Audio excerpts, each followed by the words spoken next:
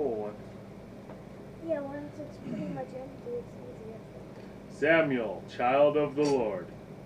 Once there was a woman named Hannah, who was bitter in her soul because she had no sons or daughters. She prayed to the Lord and wept sadly, and she vowed a vow. O Lord of hosts, if you will look down upon the sadness of your handmaiden, and remember me, and will give to your handmaiden a man-child, then I will give him to the Lord all the days of his life, and no razor shall touch his head.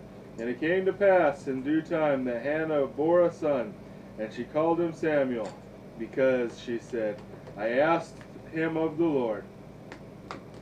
Her husband Elkanah and his household went up to offer to the Lord the yearly sacrifice.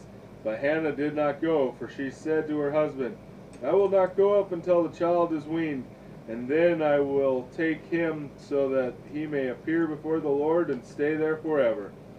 Elkanah, her husband, said to her, Do what seems to you best. Wait until you have weaned him. Only keep your word to the Lord. So the woman stayed home and nursed her son till he was old enough to wean. When she had weaned him, she took him up with her, with a young bull of 3 years and 1 measure of flour and a bottle of wine. And she brought him to the house of the Lord in Shiloh, and when the child was still very young.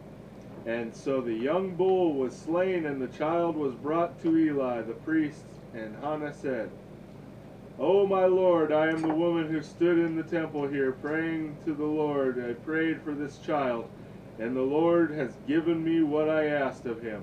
Therefore, I have lent him to the Lord. As long as he lives, he shall be lent to the Lord. Then they worshipped the Lord there, and when Elkanah and his household went home, Samuel stayed and was taught by Eli the priest. Each year Samuel's mother made him a little coat and brought it to him when she came up with her household to offer the yearly sacrifice. And the child Samuel grew and was in favor both with the Lord and with men. And he ministered to the Lord before Eli. I'm going to go to God calls Samuel tomorrow.